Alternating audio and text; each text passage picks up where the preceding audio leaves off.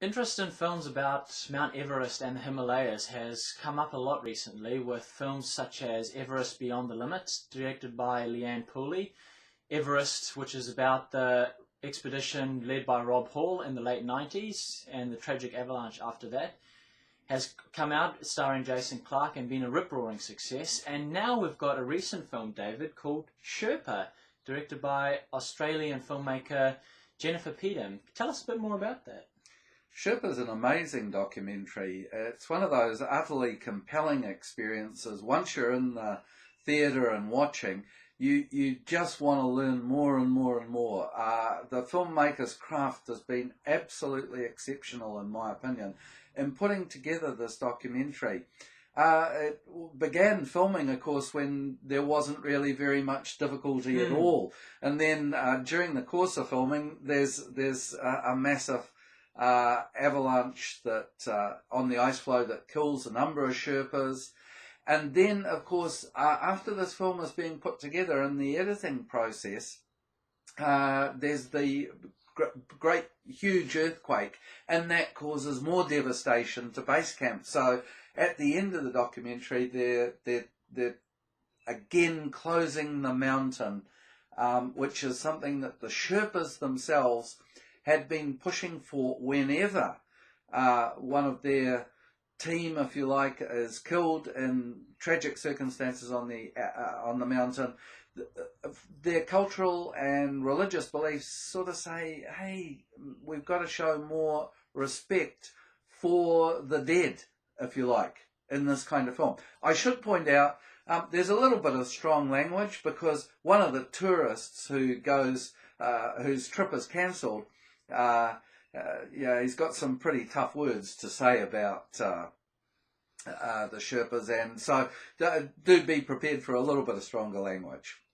And one of the interesting things about it is the cultural clash, which is something I didn't actually realise about. Both reading Bear Grylls' account of his trip out Mount Everest and watching the films as well, they didn't really touch on it too much, but you said it was quite a strong feature of the film. Oh, absolutely.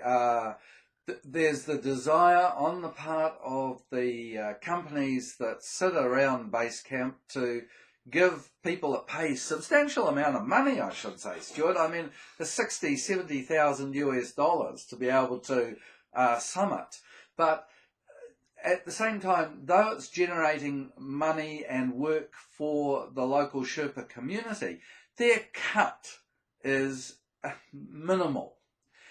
The government assistance to Sherpa, schools, education, health, etc., it really is, it's not there in the way it should be for the way in which they generate money for the country's economy. Having said that, they are also really driven by their belief that to be around that mountain is to be on the roof of the world, if you like, that wonderful 19th century phrase, the roof of the world. And in the Himalayas, your experience on the roof of the world is that you are treading on sacred ground. So every time someone summits Mount Everest, from a Sherpa perspective, their culture would say, hey, we've got to tread very carefully. And particularly if people have died in the kind of ascent. And Jennifer Peedham, she's made a brilliant documentary a couple of years ago called Solo, which is about a canoeist's trans-Tasman crossing from Tasmania into New Zealand. Has she done a good job again, and what would you give the movie out of 5? Well, personally, I really like this kind of approach to movie making, so I would say it's got to be, I was going to say 4.5, but that's really cheating. I'd say it's a 5-star doco. It really is. It's utterly compelling.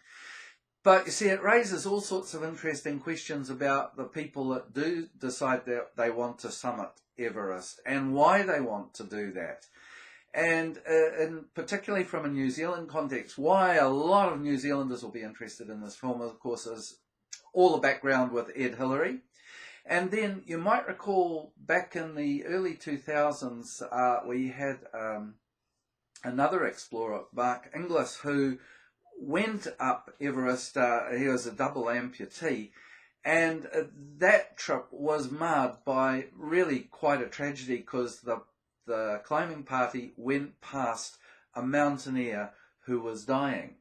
And Ed Hillary actually criticised them for proceeding with their expedition.